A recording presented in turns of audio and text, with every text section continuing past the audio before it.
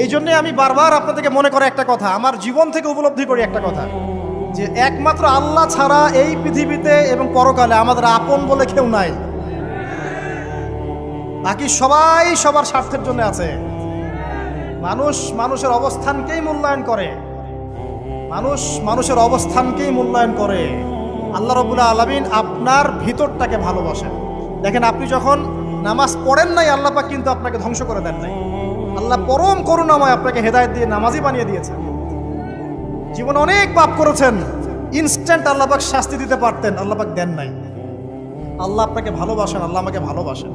আল্লাহ পাকের এই ভালোবাসার ঋণটা শোধ করার জন্য হলেও নামাজি হয়ে যান, আল্লাহর পথে ফিরে আসেন, দিনের জন্য কিছু করেন, দিনের ফিকির করেন, পড়াশোনা করেন। প্রিয় ভাইরা, আল্লাহ পাক তৌফিক দান করুন।